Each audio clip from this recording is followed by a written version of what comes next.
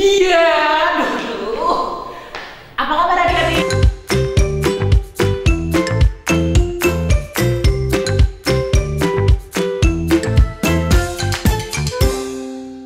Gimana nih? Udah siap belum untuk ikut pertemuan BKSN PIA yang keempat?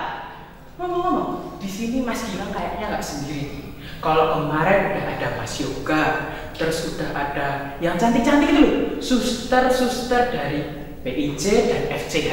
Nah, kali ini kita kedatangan yang ganteng-ganteng. Penasaran mau kenalan? Yuk kita kenalan langsung sama frater-frater ini ya. Halo, nama Frater Panji. Halo adik-adik, nama Frater Bagio. Halo adik-adik, nama Frater Adi. Halo adik-adik, nama Frater Agil. Halo adik-adik, nama Frater Aang. Kami semua dari Seminari Tinggi Santo Paulus Kentungan. Yeay.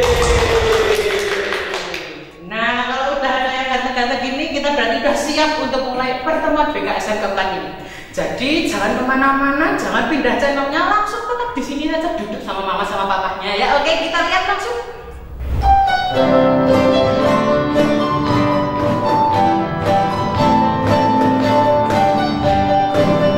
Kami anak-anak misioner, kami sobat-sobat Tuhan Yesus. Berdoa berderma, itulah hidupku, berkorban kesaksian so pasti. Ayolah kawan kita bersama, marilah membangun dunia baru. Kami anak-anak misioner, kami sobat-sobat Tuhan Yesus. Berdoa berderma, itulah hidupku, berkorban kesaksian so pasti. Ayolah kawan kita bersama, marilah membangun dunia baru. Halo adik-adik, selamat datang dan berkah dalam. Bagaimana kabarnya? Luar biasa kan? Nah Frater, hari ini kita itu mau ngapain? Ini Frater, adik-adik, kita kan udah sampai ke pertemuan keempat nih BKSN-nya. Gimana? Masih semangat kan? Masih semangat buat kitab suci kan? Nah, hari ini Frater akan mengajak kita semua untuk semakin mencintai kitab suci dengan kisah-kisah yang menarik. Nah, kisahnya mau tahu nggak? Nih, Frater Bagio, Frater Adi mau menjelaskan. Jadi, hari ini kita akan merenungkan bacaan mengenai jemaat perdana dari kisah para rasul. Nah, jadi cara hidup jemaat perdana itu mereka itu berkumpul bersama, berdoa bersama, dan berbagi bersama. Ini mau ngapain aja hari ini, Frater? Jadi, hari ini kita akan merenungkan tadi bacaan mengenai jemaat perdana. Kita akan bernyanyi, bermain, dan juga bergembira bersama. Jangan lupa nih, senjatanya disiapkan loh. Ya, apa itu tadi Senjatanya apa? Senjatanya adalah kitab suci. Walaupun udah pertemuan keempat, tak perlu dibuka loh kitab sucinya. Ditonton sampai akhir ya, adik-adik. Langsung saja. Dadah, selamat menonton. Satu jari kananku, satu jari kiriku, ku gabung jadi dua, jadilah jembatan. Dua jari kananku, dua jari kiriku, ku gabung jadi empat, jadilah kamera. Tiga jari kananku, tiga jari kiriku, ku gabung jadi enam, jadilah menara. Empat jari kananku, empat jari kiriku, ku gabung jadi delapan, jadilah kelinci. Lima jari kananku, lima jari kiriku, ku gabung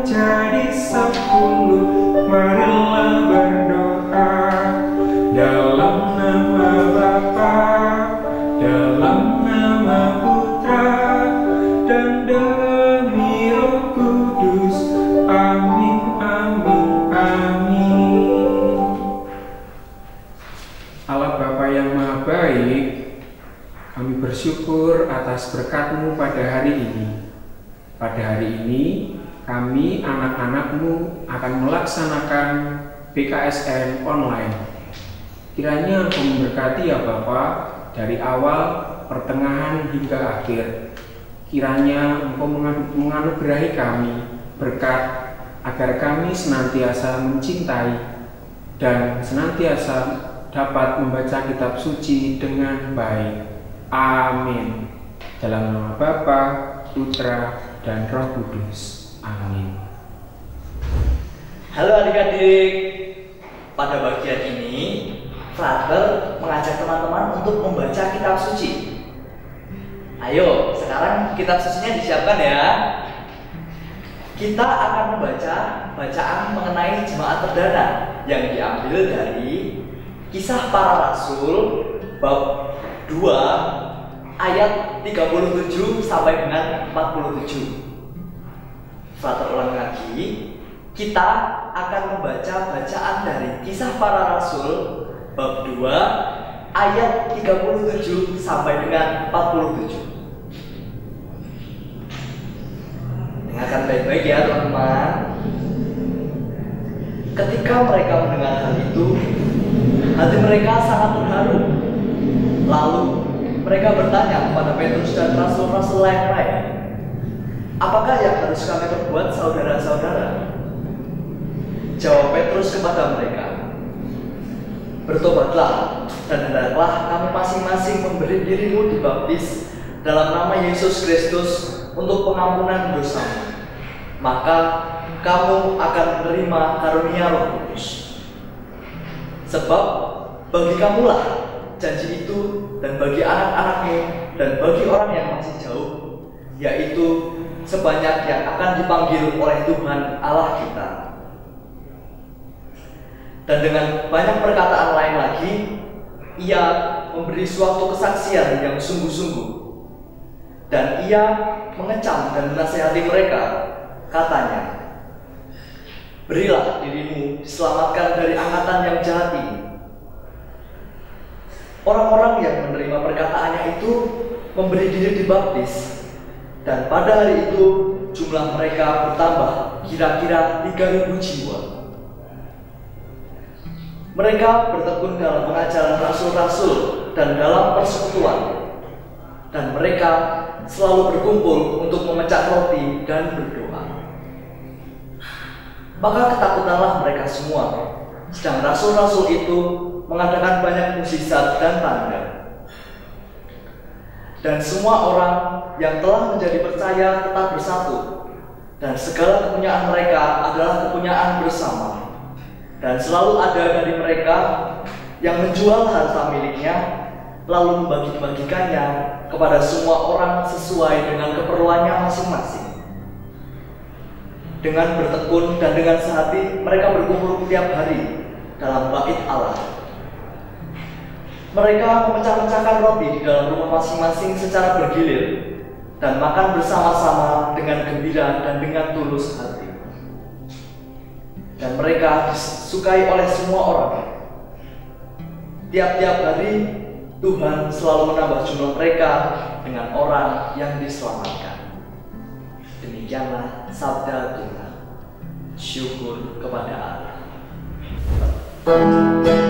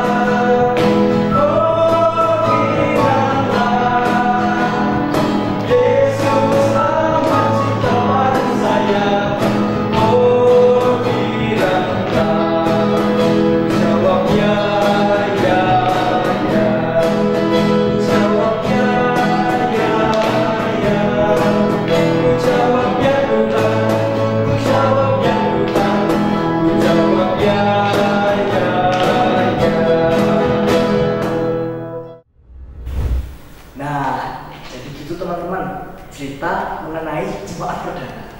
Jemaat perdana itu adalah orang-orang yang ingin menjadi pengikut Kristus setelah Yesus sudah wafat.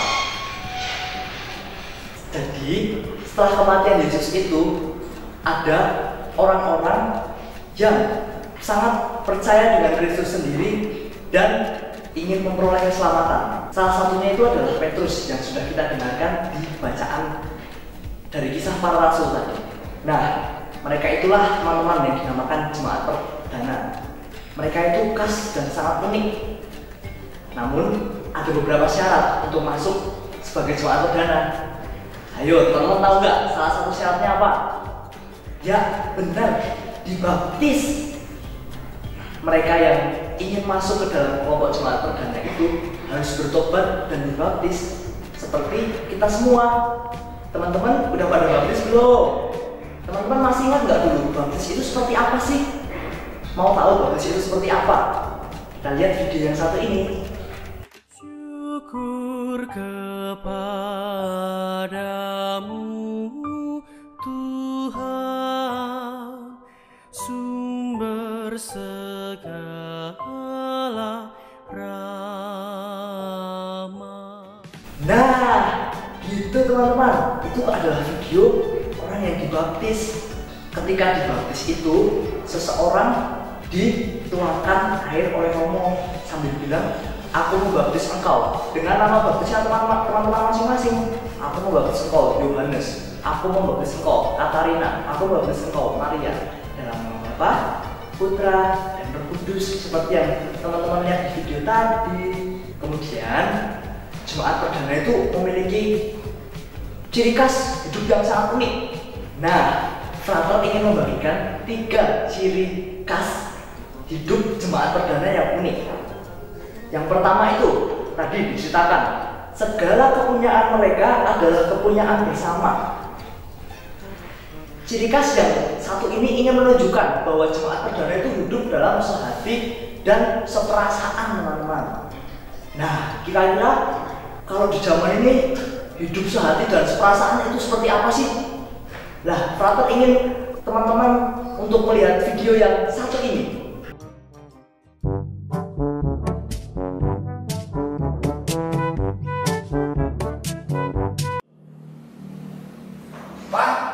Ya? Pak, izin keluar ya, beli kuota. Oh iya, tapi itu maskernya dipakai loh. Alah, mendekat situ kok. Iya, dan itu juga harus dipakai. Kita itu harus mendukung kinerja para dokter dan perawat yang ada di rumah sakit sana. Dengan kita pakai masker, kita ikut bersolidar dengan kinerja mereka. Udah, gak usah nambah-nambahin pasien di rumah sakit. Ya udah deh, ya. Iya, hati-hati.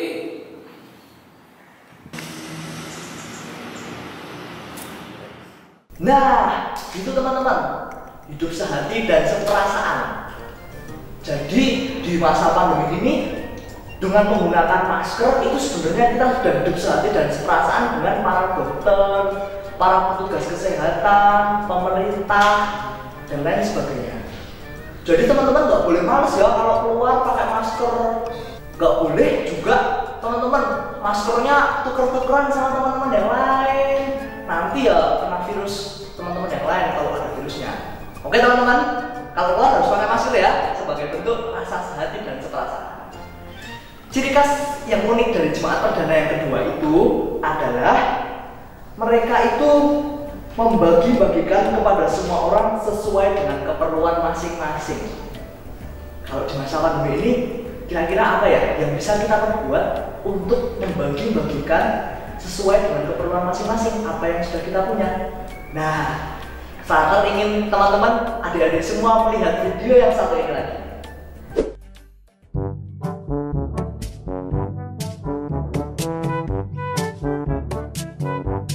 Adil, makanya ini terus bosen aku lama-lama. Pengen tak buang aja lah. Bapak, kita tuh ya harusnya bersyukur kita tuh bisa makan di masa pandemi ini. Kamu tahu nggak? Banyak orang di luar sana itu yang kehilangan pekerjaan. dan cari makan tuh susah. Kita harusnya saat seperasaan sama mereka dengan menghabiskan makanan kita dengan bersyukur. Wes, entek pokoknya harus entek. Ah, ya wis lah tak habiskin anu. Nah, gitu loh.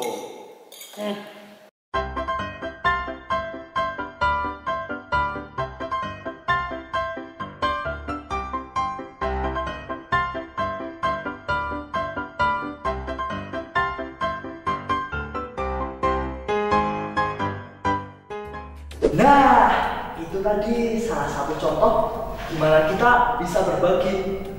Walaupun kita nggak bisa berbagi secara material, paling tidak kita bisa bersyukur teman-teman. Di video tadi, itu Frater ingin mengajak teman-teman supaya bisa bersyukur dengan apa yang kita punya. Pasti teman-teman kalau di rumah, kalau makannya tempe mulu, bosen toh. Kadang-kadang ada yang nggak habis, ada yang malah justru dibuang, gitu. Gak boleh ya teman-teman, kalau makan harus dihabiskan. Itu salah satu bentuk kesehatan dan seperasaan juga dengan orang-orang yang di luar sana yang masih kehilangan pekerjaan, yang sangat susah mencari makan. Oke teman-teman, ciri khas yang unik dan yang terakhir yang ingin saya bagikan dari Jemaat Perdana itu adalah mereka berkumpul setiap hari dan berdoa. Nah, seperti video yang satu ini nih.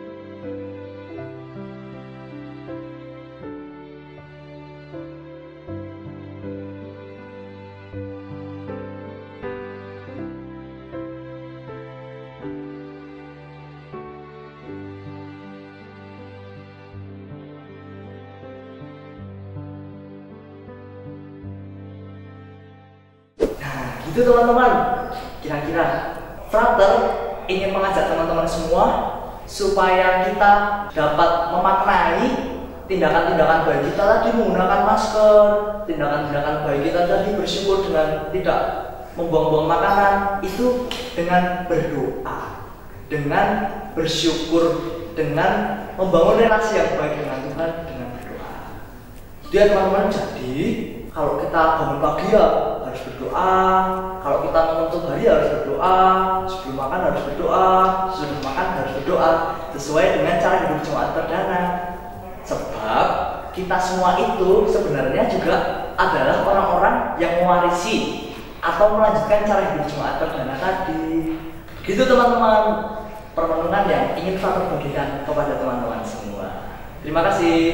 Oke, kali ini Frater mau mengajak adik-adik untuk berkreasi dengan bahan-bahan yang ada di rumah. Barang-barangnya yang bisa dimanfaatkan ya. Seperti, nah yang pertama, kardus. Kita siapkan kardus, cari kardus di rumah. Kemudian yang kedua, kita cari kertas bekas, koran bekas, atau kain bekas yang bisa digunakan. Kemudian kita juga siapkan gunting, kemudian kita siapkan solasi, dan yang terakhir kita siapkan lem perekat atau lem tembak. Dan juga jangan lupa lilinnya juga untuk merekatkan pada figura ini. nah figuranya nanti jadinya seperti ini. Nah adik-adik, kita langsung saja bagaimana cara pembuatannya. Yang pertama, kita harus menggunting kardus sesuai keinginan. Jadi kita juga harus memotong kardus kecil-kecil sesuai foto yang adik-adik punya di rumah. Foto keluarga ya, jangan lupa. Nah, kita potong 4 sisi bagian, atas, bawah, dan kanan kiri. Nah, yang pertama kita pasangkan kardus kecil-kecil ini dengan solasi ke 4 bagiannya.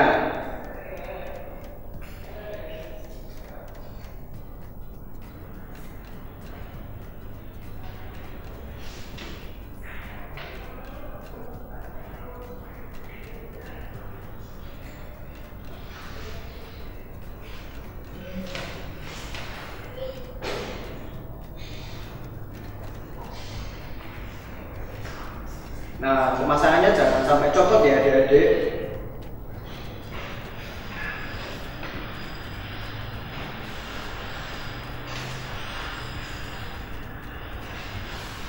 Nah, jadinya nanti persegi panjang seperti ini. Kemudian kalau sudah, kita langsung tempelkan kepada sini. Nah, kalau sudah, kita langsung tempelkan saja ke kardusnya ini. Jadi nanti jadinya seperti ini, kotak segini. Oke, kita tempelkan menggunakan lem yang kuat ya adik-adik.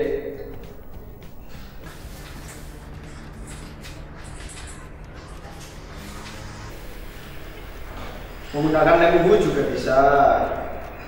Yang penting lemnya itu bisa merekatkan. Nah, jika sudah diberi lem, maka kita langsung tempelkan saja di tengah-tengah. Nah, nanti jadinya seperti ini. Nah, setelah itu kita langsung saja hiasi dengan apa, Kater? Dengan kertas bekas yang sudah disiapkan tadi. Kita potong seperti ini kecil-kecil selera dari adik-adik, terus kita jadikan digulung, jadikan bulat-bulat. Ya. Ada yang besar, terus ada yang kecil juga, sesuai kreativitas adik-adik. Nah, kalau sudah jadi seperti ini, maka kita langsung tempelkan dengan lem perekatnya.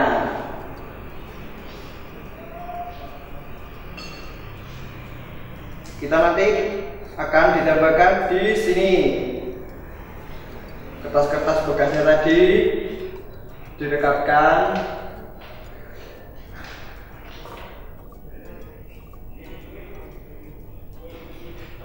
Sebagai hiasan. Nah, begitu sampai seterusnya, sampai penuh ya adik-adik. Sampai penuh seperti ini. Yang sudah contohkan. Nah, Frater, ini maknanya apa sih Frater figura ini? Maknanya begini adik-adik. Tadi renungan dari Frater Akil kan pada akhir renungan ada himbauan atau ajakan dari Frater Akil untuk berdoa. Nah, berdoa atau berkumpul itu bisa dilakukan di keluarga teman masing-masing. Nah, untuk lebih menghidupkan suasana doa, kita perlu media atau visualisasinya dalam bentuk foto. Nah, foto yang ada di dalam figura ini bisa ditaruh di kamar adik-adik semua. Dan di depan foto kita bisa mendoakan dan disebut nama orang tuanya satu-satu, kakak, adik, atau mungkin keluarga besar yang ingin didoakan oleh adik-adik. Misalnya kalau nama Bapak Frater itu Pak Sigit, bilangnya ya, Tuhan lindungilah Bapak saya, Bapak Sigit, dan seterusnya. Nah, itu biar keluarga adik-adik semua sehat selalu dan semoga juga dilancarkan segala usahanya. Begitu teman-teman. Nah, karena kita sudah bisa membuat figura ini, maka kita lanjut acara selanjutnya. Terima kasih. Halo adik-adik, kembali lagi bersama kami semua. Nah, Frater, hari ini kita sudah sampai di penghujung acara. Adik-adik juga sudah bermain bersama, bernyanyi bersama, berjoget bersama. Nah, Frater ingin mengajak kalian semua untuk melakukan aksi nyata. Nah, aksi nyata itu juga akan menyenangkan hati Tuhan. Apa aja aksi nyatanya? Yang pertama apa, Frater? Nah, yang pertama itu kita harus rajin berdoa dan pergi ke gereja. Nah, pergi ke gereja ketika situasi sudah membaik, ketika itu sudah tidak ada corona lagi. Mengapa kita rajin berdoa atau ke gereja? Biar kita juga bisa mendoakan orang lain, biar kita juga bisa semakin dekat dengan Tuhan. Terus yang kedua apa, Frater? Yang kedua itu kita diajak untuk berbagi kepada sesama yang membutuhkan. Tuh, siapa yang membutuhkan? Mereka yang nggak dapat makanan, mereka yang kehilangan pekerjaan, para pengemis, gelandangan, semuanya yang membutuhkan. Kita harus mau berbagi. Nanti bilang ke papa mama ya, papa ayo kita berbagi. Caranya dengan apa? Pasti udah memiliki cara masing-masing. Tapi ingat, jangan melalaikan protokol kesehatan. Karena kita kan bertemu orang banyak. Gitu adik-adik. Yang ketiga apa, brother? Yang ketiga, kita harus hidup rukun dengan keluarga, teman, dan orang-orang di sekitar kita. Jadi kita jangan membuat mereka sedih. Contohnya, jangan nakal, jangan tidur terus, bangun siang, main HP terus. Ayo, siapa yang main HP? Jangan, kurangi ya adik-adik. Terutama di masa-masa pandemi ini ya, kalian harus bisa bikin bangga orang tua kalian. Itu. Sekarang marilah kita siapkan hati untuk berdoa. Satu jari kananku, satu jari kiriku, ku gabung jadi dua, ku buat jembatan. Dua jari kananku, dua jari kiriku, ku gabung jadi empat, ku buat kamera. Tiga jari kananku, tiga jari kiriku, ku gabung jadi enam, ku buat menara. Empat jari kananku, empat jari kiriku, ku gabung jadi delapan, ku buat kelinci. Lima jari kananku, lima jari kiriku, ku gabung jadi 10, ku buat berdoa. Dalam nama Bapa, dalam nama Putra, dan demi Roh Kudus. Amin, amin, amin. Allah Bapa yang Maha Kasih, kami bersyukur padamu atas limpahan kasih-Mu pada kami hari ini. Kami telah mendengar dan merenungkan tentang cara hidup jemaat perdana. Semoga kami dapat meneladani cara hidup jemaat perdana dengan cara berdoa, berbagi, dan tekun untuk melayani-Mu. Doa ini kami mohon dengan perantaraan Kristus Tuhan kami. Amin. Dalam nama Bapa dan Putra dan Roh Kudus. Amin.